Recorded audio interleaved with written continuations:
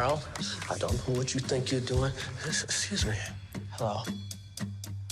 Got a dead white man in a box. Not even a casket. Doesn't even have a top on it. In a pine box of old wood. Who do you think's gonna get in trouble here? Do me a favor. Try to be optimistic. Hey, everybody. How are you, Jamal? Pretty good. Rami, I'm gonna start with you because I mean David O. Russell is like known for like all these great ensemble casts, and I liken it to like a coach like Phil Jackson that knows how to like coach a superstar team. Like what? Like does it take a different type of director to handle so many different talents that bring so much different flavor to the table? Well, you got the triangle on fast. I was about to say, if you're gonna say triangle right now, with the trio in the middle, with and the trio in the middle. Yeah. Yeah, so you got Margot, you got John David and Christian doing that, and then sometimes you gotta dish it out to Steve Kerr. and maybe he'll, I'm committed. Practice. Yeah. One thing we can do. No, I love that. I never thought I would relate myself to a skinny white man. He said some great stuff the other day, right? I mean, very passionate dude. All right, let's bring it back. This is what John David says that I love. Every day going to set it was like All-Star weekend, All-Star game, right? And it's not your typical ball game. Everybody's coming out there and doing something unique. And I love that. I mean, I look at films now. I'm not hustling to work every single day. Thank God I'm in a place where I'm afforded that. But when you get, David puts together an ensemble like this with a story like that, where it's even gonna transcend on the day because of who you're working with, that's special. Yeah. And I want to do special things with special people. Margot, I found you like 10 years ago when you did Pan Am, but I know your breakout was right after that. How do you go about choosing these particular roles? It seems like you have a great slot of films just in the last 10 years, and they seem to all be impactful. Some of them nominated. Like, what's your process of choosing like these great roles?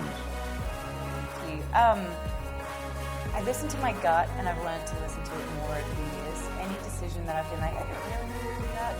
I knew at the time that I didn't really need to do it, and I just didn't have the confidence to kind of acknowledge it and know for myself. So, I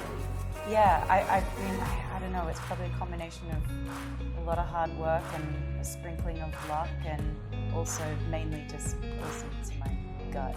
And there's a lot of instances, there's a lot of close but no cigars. Like there's a lot of times where I'm like, this could be it, but it's missing this one element, and then so I shouldn't do it. And it's so tempting when it's that close to just say yes and let the optimistic side of you kind of persuade you that it's all going to work out. But you kind of have to be disciplined enough to let the close but no cigars go.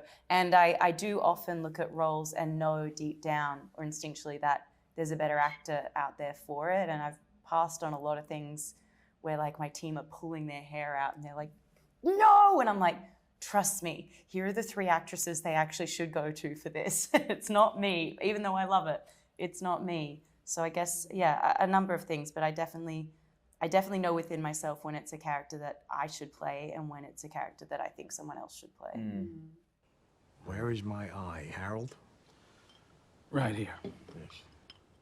I never expected 2 decorated soldiers to get knocked out at my own home. No, just one, sir. Oh, that's right, Mr. Woodman. You were too fast for Carlton. I was.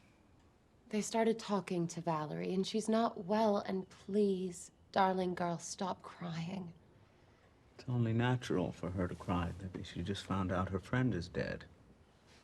We couldn't keep it from her for forever. I'm not so ill that I can't talk to people.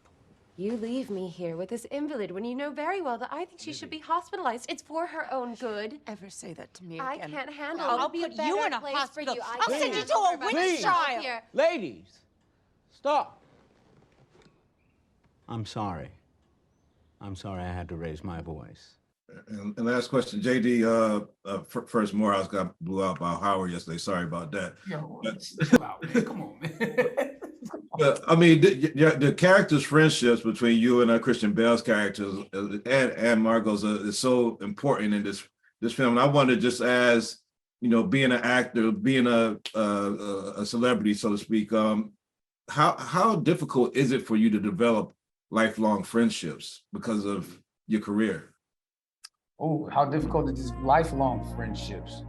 Well, that's loaded, brother. I tend to, you know, time is the best storyteller, and you find out who's going to be around as time goes on, and when things start to happen, when things aren't, you know, what they are now. I've had an interesting way my life is going. I've had to be very skeptical of people, and I got a tight group, and consistency, loyalty is what I you know, hold high. I think what you see with these characters are, you know, they experienced something very traumatic, World War I. And so that kind of bond can never be shaken. You know, it's strong, they're yoked together. And those memories and those experiences are what carry them through. No matter where they are in life, they find each other again because of those experiences they had in Amsterdam and in that war. It will forever be the through line of the relationship. And I think that warmth and camaraderie and that familiarity comes through in the performances, because I think I've been saying this already before, of the humility that all these actors possess. And I think everybody wanted to be there for more or less the same reasons. And they wanted to be at the service, a vessel for the film, for the storytelling. And when you can work that way foundationally, I think that's when you can be at your best. In my opinion, not maybe for everybody, for me. So it was easy to befriend and to have this chemistry I had with them because they had the right attitude. It's quite fun. Great film, Andrea. Jamal, I know they're holding you on time, but we have enough time for Andrea as well. Yeah. No, we can. Yeah. Well, for you, Andrea, I want to know about. I know Amsterdam is a place where they get to go have their great time, but what's your foreign location that you went and just had like an obscene good time with some friends with, or something that? That was left field.